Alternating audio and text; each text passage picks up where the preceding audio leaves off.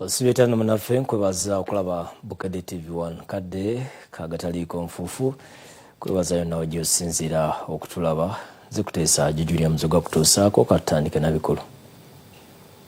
Ebikulu mugataliiko nfuufu. So His Excellency will now be ushered to his tent. President Museveni ayogedde ku mbeera y'ebyenfuna nga bweyimiridde mu ggwanga. 67% of the homesteads are in the money economy. This is Kisanja, no more sleep. Abaka bebaza President okusitula ebyenfuna naddala omuntu wa wansi. Naddala nga tuyita mu sector e agriculture. Abagambibwa okuba bamulekwa b'omuyimbi Paul Kafeera 26 baggiddwako omusaayi okwakebera DNA. Tuli basanyufu nnyo okulaba nga tukuze ku musaayi. Buli kimu byonna. Entaana ya Kafeera yasomoddwa okujja ebisigala ewedde okuyoyootebwa. Mulimu guno okoleddwa guwedde.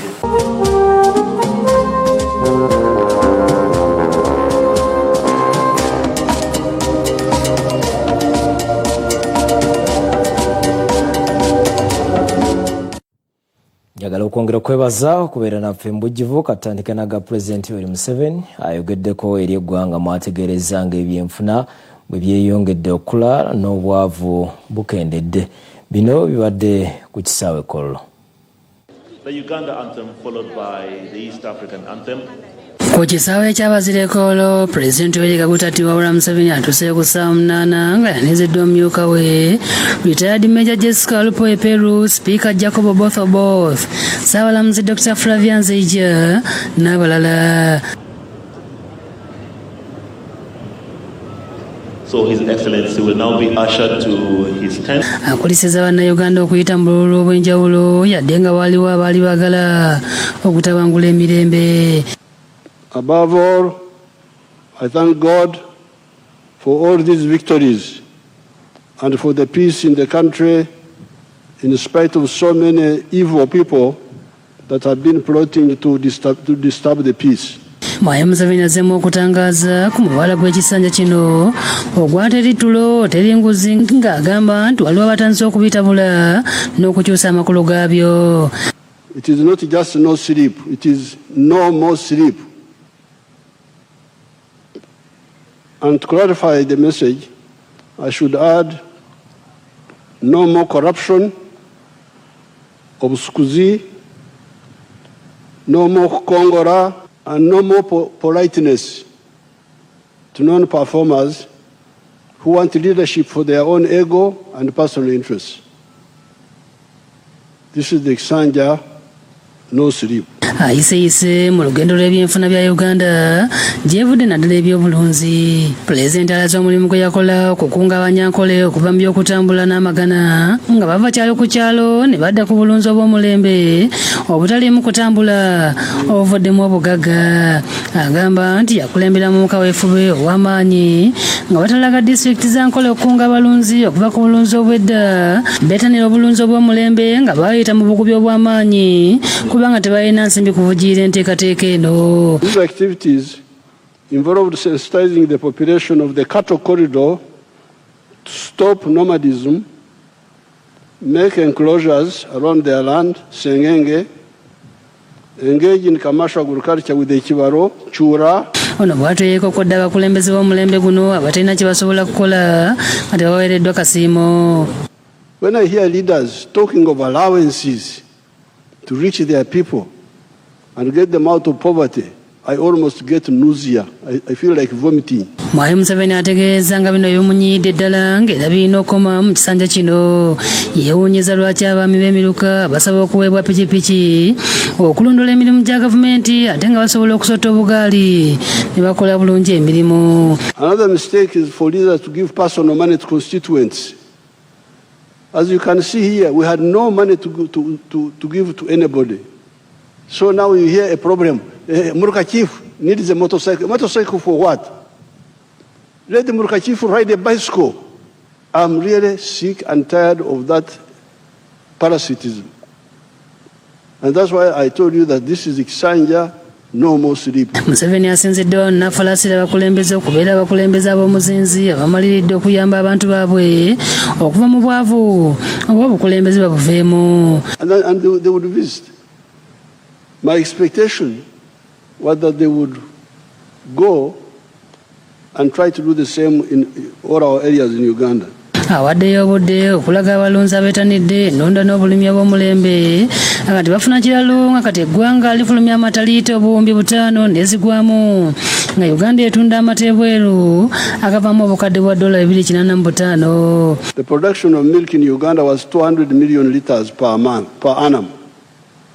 It is now 5.4 billion liters, saving Uganda US dollars 1.56 billion of imports and earning US dollars 285 million in export earnings. Pulezidenti ategeeza nti gavumenti eteereddewo abalimi ensimbi eziwerako okwekulaakulanya nga obwombi 16 buteekeddwa mu banka y'eggwanga ey'ebyenkulaakulana ya Uganda Development Bank okwewola abalimi ab'amaanyi ku magoba ga bitundu 12 ku 100 buli mwaka kw'ogatta eziri mu PDM ez'abalimi abawansi era nga zigenda kwongezebwa mu kisanja kino. With the big farmers and the manufacturers, the government has put a total of Uganda shillings 1,600 billion in the UDB.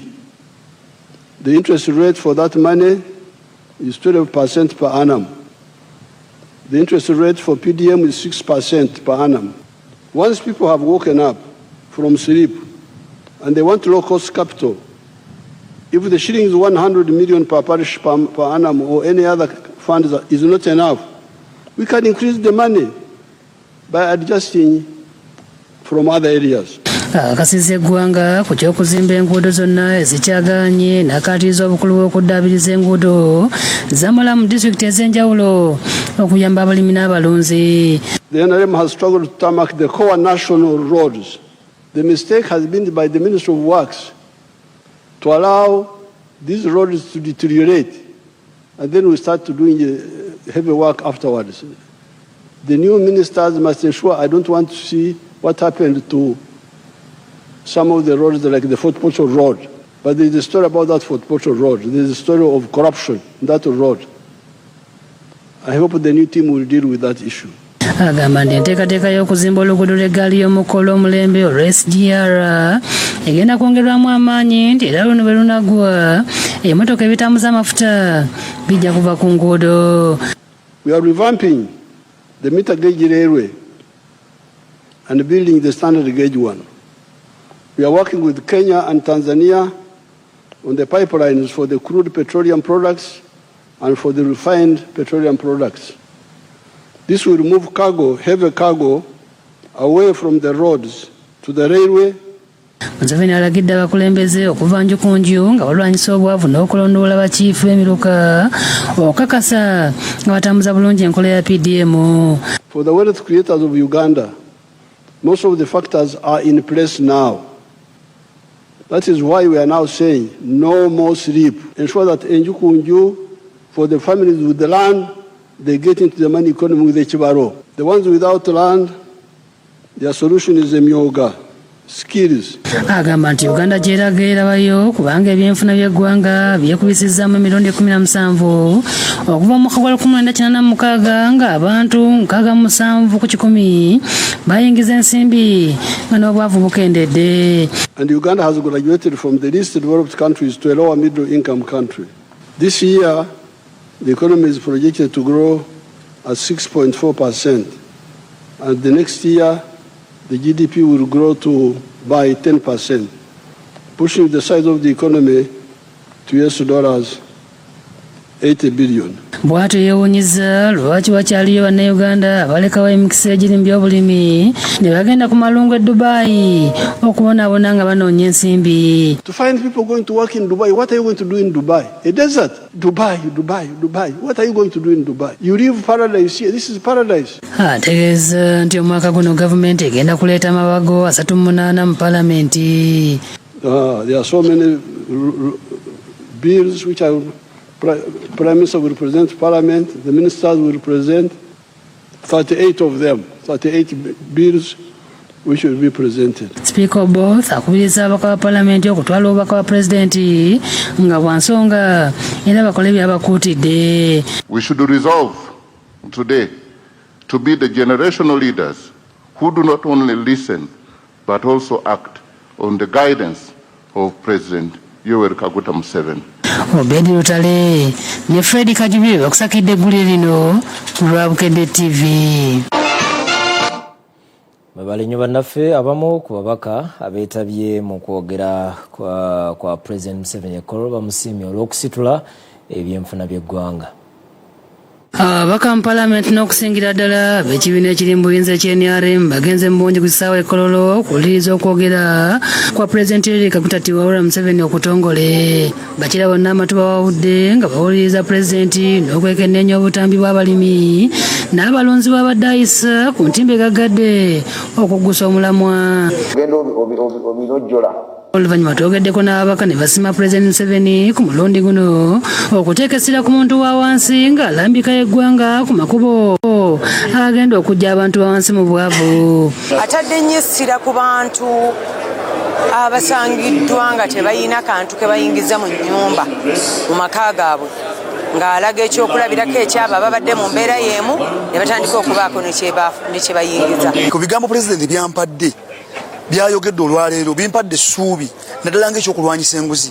Ababaka bagamba nti okwogera kwa Pulezidenti kubawadde amaanyi okuddayo mu bitundu byabwe bye bakiikirira okukunga abantu ab'embwavu nga bayita mu projekiti za gavumenti zeetaddewo gamba ng'eya PDM n'endala. Nagenda kuyita ba parish chiefs 57 bambuulire esente ez'emiliyoni emu bakagabako mmeka ye bwe bamaze ozigaba abantu bakoze eki bavudde mbwavu. Nga President bw'atugambye kitudde wansi nga babaka ba Parliament nga bakulembeze ffenna abali wano twongere okukkaanya n'okukkaatiriza enteekateeka za gavumenti. Nina essuubi tekitundu kyange ngenda kutandikira kweza enteekateeka ndabe nga nkikyusa. Nga bwe yagambye kino ekisanja si kyakwebaka era naffe ababaka nkiwa tupiikinze lifu okuddayo ate mu bantu abaatulonda okubayambako n'okubawabula.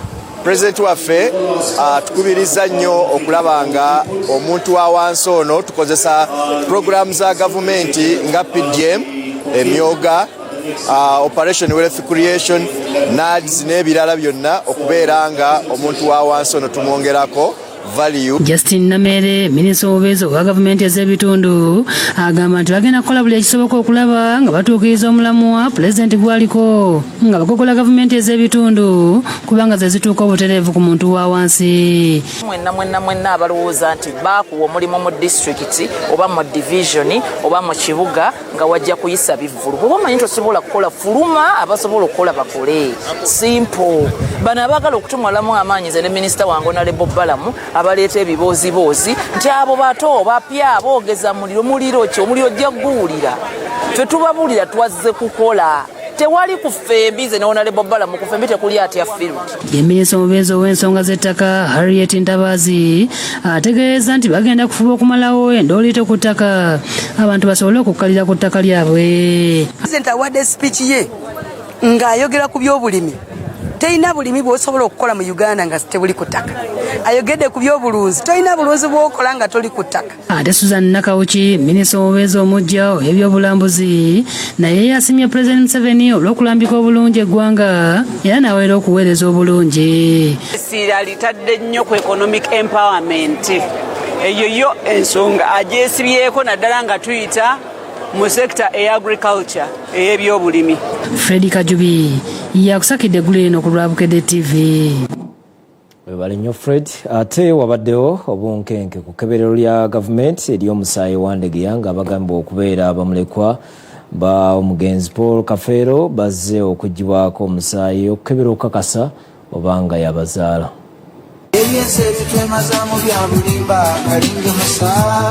Abagambibwa okubeera bamulekwa be yali omuyimbi wa Kadonka mu Nakinku Principal Job Kafeero abaweera ddala 26 bakedde ekkeberero lya gavumenti ery'omusaayi wa Ndegeya okuggibwako ebinaakozesebwa mu kabakubeerendaga butonde okusobola okukakasa nti bamulekwa abatuufu.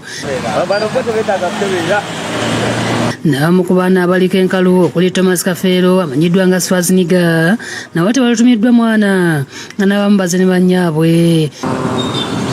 Mukisenga wayindidde enteekateeka y'okubakebera tebakiziddwayo bannamawulire nga kitaabwe omutonde Vincent Abubakari oluvannyuma otegeeza nti abaana 26 be bazze okukeberebwa era n'ategeeza kino kye babadde beetaaga. Abaana nga 25 ate n'abalala bajja we bali bajja. Nenda agamba nti balinze bye binaava mu kukebera endagabutonde ng'abaana bana bakakasiddwa bakubanjula mu kika era nga basuubira nti ebinaavayo bye bituufu. Abaana bagenda funa obwenkanya. Essanyu lyange abaana bagenda funa obwenkanya. Ye Mugerwa Joseph nga naye muganda wa Kafeero ategeeza nti abaana bonna abazze talina kugwabuusabuusa kubanga abasinga mukulu we yali abamulaga ne banyaabwe wabula nga balina okulinda ebinaava mu kwekebejja endagabutonde olwo bakakase. Nga bamu babasindise naye kituyambye nti abaana basinga obungi betubadde tulaba bonna bakoze eki bazze kati laboratory yeneyawula. Yeebaziza bannamawulire bagamba nti webayambye ennyo okutuuka ku kino kibalindidde okumala ebbanga. Nga minisita yeebaliddala bannamawulire mwensonga mukiddamu mwensonga ate era mwe mugenda okwanjula abaana abo mu bantu. Abamu ku bantu oluwulidde nti abaana b'omugenzi baleeteddwa okukeberebwa bakyamye okulaba ekigenda mu maaso nga bamu betwogeddeko nabo bavumiridde ekyokuziikula Kafeero ate abaala ne bategeeza nti badde kyetaagisiza ddala kubanga abaana basusse okunenengana ate nga Kafeero yali musajja musirise. Naye okumugjayo buli omu ajja kuba contented nti yoyo gwe baggyeko sample era results zijja kuvaayo nga zeze entuufu.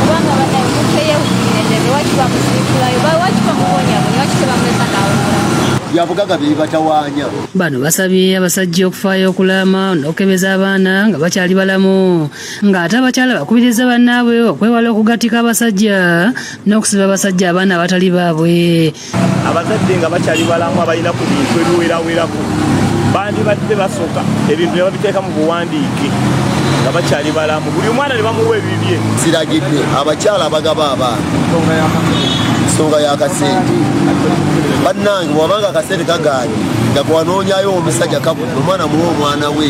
Kazi kuno okuyeza okuwera ssaawa 8 abaana batandise okufuluma ng'omu ku bo Kafeero Shafiik Alex avudde Kayunga nga ze ne nnyina Nabweteme Maimuna nga Nabweteme ategeeza nti ono mwana wa muto we nga yava mu bulamu obw'ensi nga bwe baawulidde nti waliwo enteekateeka y'okukebera abaana ba Kafeero naye mwe yajjidde bamukebere. Kubanga nze okuva obuto nga nange yafanga omwana ono muto namuleka naye okuva obuto omwana nga twagala tulaba nga tufuna obwenkanya nga tufuna ekikaali tusiga okwagala era tuli basanyufu nnyo okulaba nga tuze ku musaayi. Ono agamba nti nnyina w'omwana ono yali Nansubuga Maimuna nga bwe yali tannafa yabategeeza ng'omwana ono bwaliwo omuyimbi Kafeero. Ye Shafiik Kafeero agamba nti musanyufu olw'enteekateeka eno kubanga abadde ayagala nnyo okuzuula ekika kye. Nga muzenyi bwe yafiira nali muto kitegeera ekino gavumenti bwe yakireese ne ngamba kati n'okukola ki kugenda nange bweki nate nga nyingira mu kika.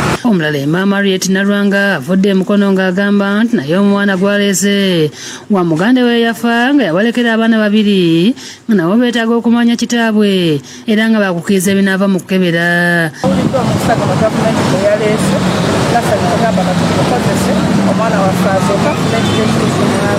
Abaana abalala bategeeza kino kye babadde balwanirira nga bakufuna ku buweerero. Kuba kino bulijjo kye tukayanira kye twagala. Wabula bba abaana bakulembeddwamu Swazi olufulumye ne balaba bannamawulire be balamye kamera zaabwe nga bagamba nti bo tebeetaaga bifaananyi nga buli omu akutte eri ne beeyongerayo. Swazi sokojje bo abaala balinnya mmotoka za poliisi mwe bajjidde nga n'endala omubadde abakoze ogw'okujja omusaayi ku baana bano zifulumye ne zeeyongerayo. Munnamateeka w'ab'enju ya Kafeero Joseph Luziga ategeeza nti enteekateeka eno etambudde bulungi kyokka n'alabula bonna abaagula ebintu by'omugenzi Kafeero tekye kiseera babiseseme kubanga baagula nabe oba abanaazulibwa nti si baanabe abaatunda ebintu bye mu bukyamu. Abudu Muwonge yakusakidde eggulu eno ku Lwabukedde TV. Luno bunyazi bwa mweru bwa luno ebintu by'abagenzi biwooma. Kale katulindirira ebinaava mu kukebera DNA. Ne Bukedde olunaku olw'enkya awo wennyini gaakulembeza obunkenke obwabaddewo ng'abaana ba Kafeero babakebera DNA. Bukedde era azeeyo ku ntaana gye basimye n'okulaga ebipya ebyasangiddwayo. Tugendako ebweru Paalamenti ya Amerika ekendezezza obuyinza bwa Trump ku byolutalo lwa Iran nga bw'obirengerawo. Ate President Museveni alaze awali ssente mu Uganda mu kwogera kw'abadde nakwekkololo baba n'ababbye obukadde 625 ku muntu eyabadde yazingiza mu banka byabaddewa byonna ku nnusu 10 nga weefuna kopiyo kw'ossa omuko gw'obusiraamu. Tukulaze bwe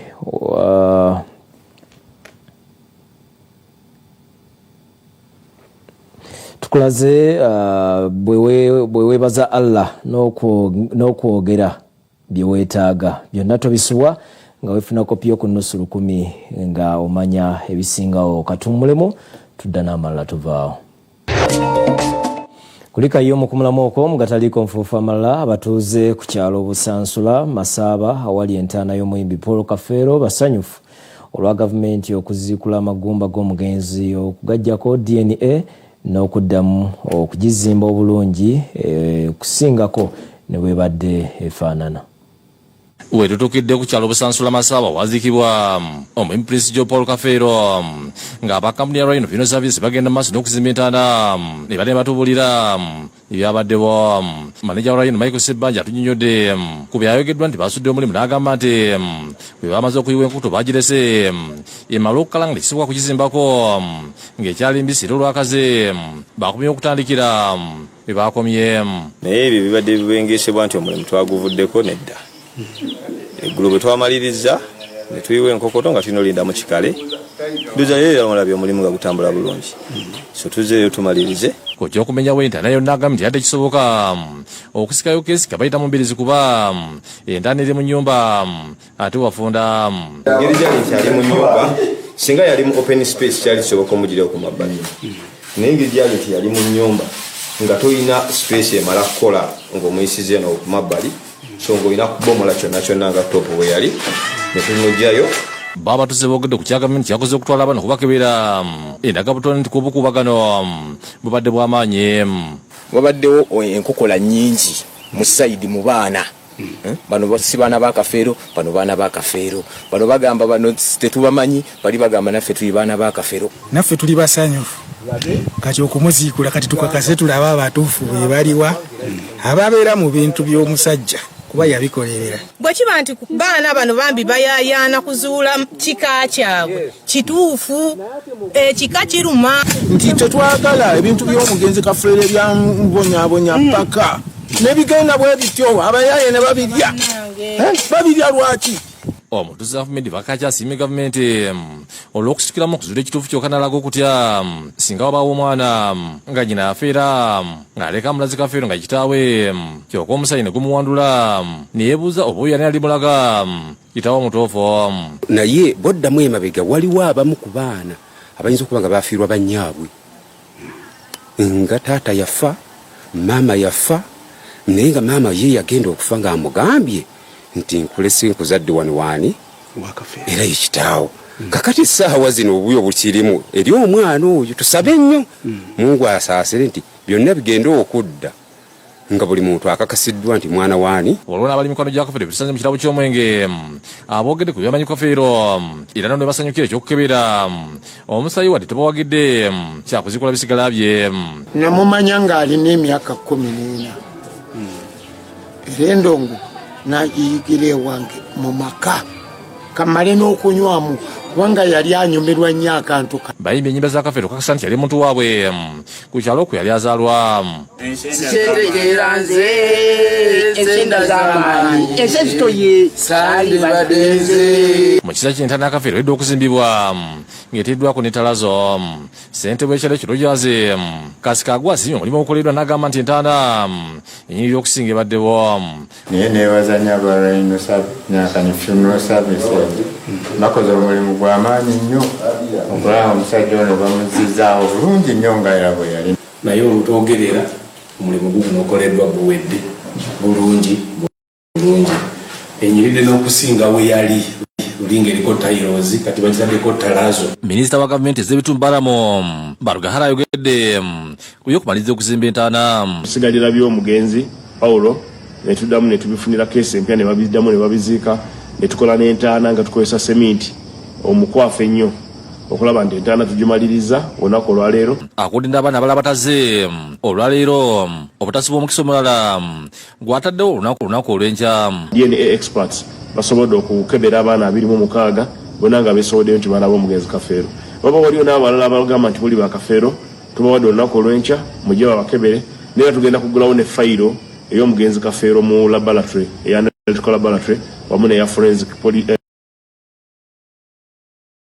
enagulu singa olwo abaana be yazaala ebbali eyo abalala nga tibali wala nabo bajje babakebere. Mukazi Kivombi yakusakidde gwe ku Lawukede TV. Byo nga tubitadde ebbali ebbanga ddene ng'abantu bakozesa ekinzaali mu ngeri ezitali zimu okwejjanjaba. Leero mu kanyomero k'omukenkufu Nyanzi Julius atulaga engeri gye tusobola okukikola. Sabbuuni w'ekinzaali anaaba ate alimu eddagala.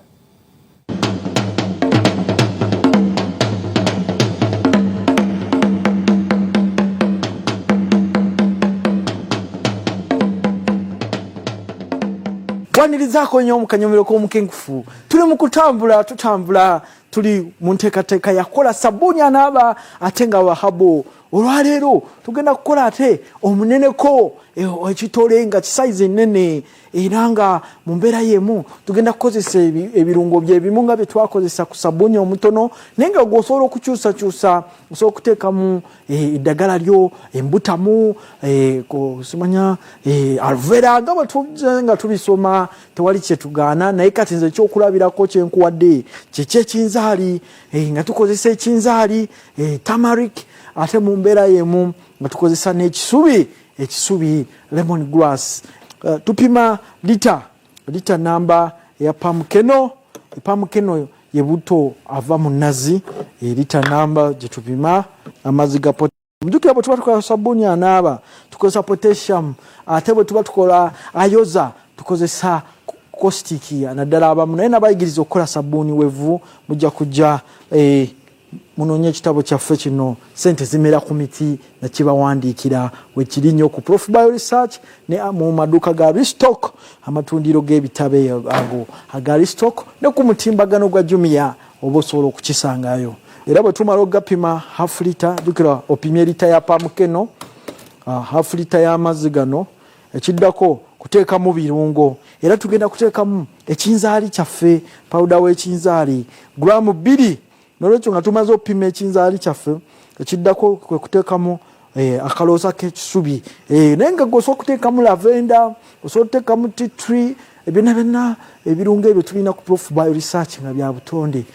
Ng'omaze obitikola ebyo n'oyiwa mu sabbuuni mu buto wa pamukeno tugenda yiwa mu buto wa pamukeno then oluvannyuma tutabule bulungi nnyo era ngenda kujjayo mikisa yange biteekemu tandika okuba mala okukola obulungi obuugi kati kiddako kumushepinga Prof Bio Research nabagamba tukontola bukontozi kati ng'oshepinga bulungi sabbuuni woono ng'oyiwa mu katiba kolera ddala ebitole ebiwera kati ng'oyiwamu n'omu kiyitirivu ng'oyiwamu katiba bw'oba omuyiye funamu ebitole 12 kati shepinge bulungi nnyo n'olwekyo ng'omuleka ng'asettinga bulungi nnyo ekiro kiramba oba okumala essaawa 12 topapa era nga kyongo kyotabudde ekyo muvaamu ebitole 12 biramba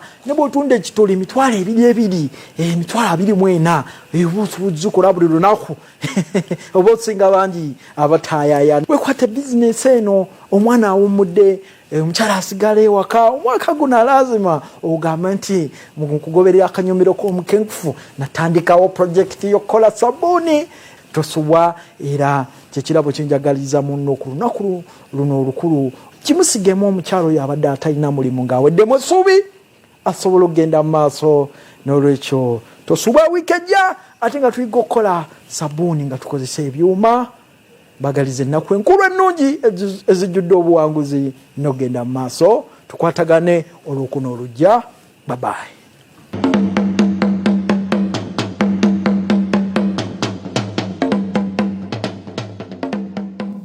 kale tosubwa olw'okunolojja ate mu malala abavujjiriza ab'enjawulo bongedde okuteeka ensimbi mu mwoleso gw'emikolo n'embaga ogusinga obunene mu ggwanga ogwa Bride and Groom ogunaabeerawo okuva nga 26 okutuusa nga 28 Lugogo. Bibaddewo ku mukolo ogukoleddwa ku Chint Center wano mu Industry mu Kampala.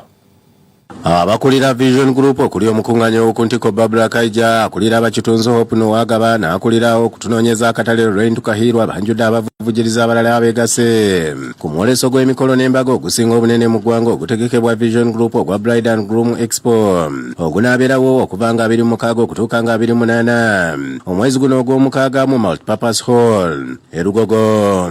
Bano okuli aba Crown Beverages abakola Pepsi aba Keroma abasogola ebyokunywa bya Bera Chint Electricals abakugu mu by'amasannyalaze wamu n'ekitongole kyabwe ekya Open abannira abawandiisa ebintu eby'enjawulo mu ggwanga aba Sheraton Kampala Hotel nga bonna beegatta ku ba Lux Bespoke abatawunyikamu mu kutunga amasuuti. Omwoleso guno gwakwetabwako abantu ab'enjawulo nga bagutaddemu ensimbi bataddewo ebirabo ebitali bimu eri bannamukisa abanaawangula omuli okuwandiisa obufumbo ku bwereere nga Joan Uwera owannira bw'alambulula. So kweno expo twagala abantu bamanye baregisteringa batya obufumbo bwabwe era bayita mu mitendera ki egy'okuregisteringa obufumbo. N'ekirala twagala abantu bamanye nti lwaki olina okuregisteringa obufumbo bwo nawe oba toburegisterinze kiki ky'osarwa. Okusinziira ku Natin Bagwani ne mukyala we Doreen Bagwani aba Lux Bespoke bateereddewo abagole bannamukisa 10 amasuuti ag'embaga aganaawangulwa. Ffe tuli badda Lux Bespoke tugenda kubanga kwambaza abagole abali babawangudde ku lunaku olwo abagole 10 era ffe tutunga amasuuti according to size y'omuntu. Tulinayo akapya omulundi guno ogwa Bride and Groom. Twaleese kaftan suits ezambalwa wabakyala wamu n'abaami. Prudence Okunika akulira Keroma abakola ebyokunywa bya Bera okuli Bera Wine basabye bannayuganda okuwagira ebyabwe ebikolebwa kuno n'akakasa nti bateereddewo abawanguza ebyokunywa ebyobwereere. Bera Wine is very good for the what? For the wedding, introduction and the reception. But beyond that, families are breaking because of what they take. It is true. And there is a secret in the Bera wine. And also it is a blessed wine because we have testimonies. Those who have used the Bera wines on their functions, none of them have separated. Karombekeka ne Mwala Ruth aba Sheraton Hotel Kampala bakakasiza nti bateereddewo abawanguzi keeki okusulako mu Sheraton Kampala n'omwagalwa we mu kisenge ky'abakungu n'ebirabo ebirala. At the Sheraton Kampala, celebrations are the heart of what we do, and weddings remain some of the most special moments we're privileged to be part of. Through this partnership, we're pleased to support this year's Expo by offering a diplomatic honeymoon suite to the winning couple. We'll also provide a Sheraton wedding experience. Luxury suite. Ebimu ku bisenge byaffe ebinene ddala era ebigazi ddala tubisuzaamu kwe bapresidensi ambassadors. Sheraton egamba tegenda kikuwaggwe agenda okuwangula. Era nga wano we tuli ekizimbe bakiyita Chint Center. Tulina mu brand yaffe ya Chint, tulina brand yaffe ya Open etukyaziza kati, tulina Standard Cable Corporation tukola cables, era tulina ne Giritaya. Temugenda Dubai, temugenda twabibaleetedde wano. Tugenda bawa discounts okuvira ddala ku kye tuyita kimu kya 10%, 10% ku customized cabinetry, customized furniture. We shall also give you another 10% on what we call loose furniture. Abalala bagenda okubeerayo bebasenga ne bakoja n'abasumba bagenda okwongerawo okubulirira abafumbo. Omwoleso gw'omwaka guno gwakutambulizibwa ku mulamwa ogugamba nti okusukka kukuba ebirayiro omukwano n'okuzimba amaka. Kaija asiimye abo bonna bagutaddemu ensimbi era n'akoola abantu okugenda mu bungi erugogo n'akakasa nti bakugoberera amateeka gonna n'obukwakulizo ebyasibwawo okulwanyisa okusaasaana okw'ekirwadde ky'Ebola. Tongoza omwoleso gwaffe ogwa bride and groom tubaaniriza mujje ku mwoleso gwaffe gujja kubeerayo nga 26 okutuusa nga 28 wano erugogo. Ebola tejja kutukosa kubanga tujja kugoberera amateeka gonna gavumenti getuwadde. Tukahirwa agambye nti bingi bye bategeseyo omuli n'abayimbi n'abantu abagenda okusanyusa abanajja ng'okuyingira kwa mutwalo gumu. To make this year's expo even more exciting, we introduced a raffle ticket. So while audiences will be paying the gate entrance of 10,000, you can also buy a raffle ticket at 5,000 shillings and stand a chance to win amazing prizes. Nze Ismail Nsubuga ku Lwabukedde TV.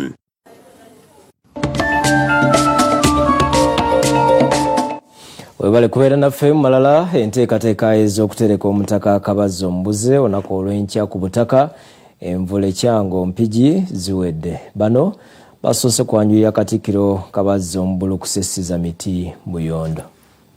Abekika kya Kasimba banjulire Katikkiro Charles Peter Mayiga n'olukiiko lw'abataka omutaka Kabazi Omujja nga yisiza miti Buyondo ngone mwana omutaka Kabazi David Nampume yabula ku ntandikwa ya wiiki eno. Omukolo gw'okwanjula Kabazi Omujja gubadde ku Bulange Mmengo. Kabazi Omubulu kusale ku bubaka bwawadde.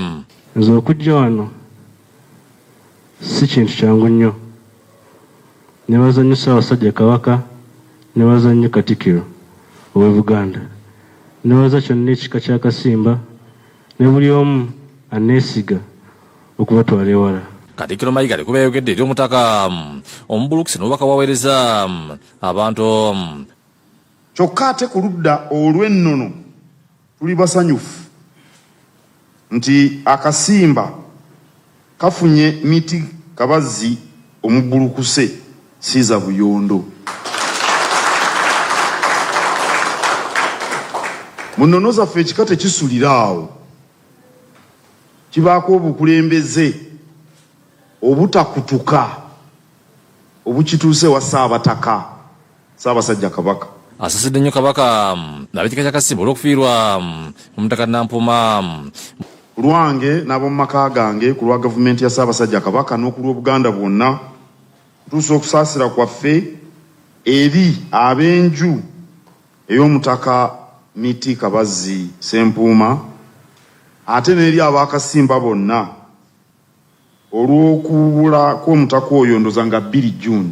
Mu kiseera kino enteekateeka ku butaka ekyangunvule zigenda mu maaso ng'ekifo kireeteddwa nga lwe mazimaze okuteekebwayo gye bagenda okutereka omutaka Nampuma ku lusozi bagenda okumutereka bakola butasamuka butasamwoyo ng'ekibira omubuliro omutaka kimaze okuzimbibwa n'okusimbirana okugenda mu maaso. Akulembedemu okulabirira ekibira ky'omubuzi Ssaalongo Salim Buyondo annyonnyodde embeera ekibira gye kirimo. Kisigala nga kyo kibira ababuze mwajja okuwulira. Kino kyekyaffe obutaka bwaffe ab'Akasimba wano we tuli, era abataka babulira awo. Futi ziri mmeka ze mwakasima era mugenda kusima mmeka? Kusima futi 15. Ono ayogedde ensonga lwaki tebakkiriza abantu kugendayo okuggyako ab'enkizo.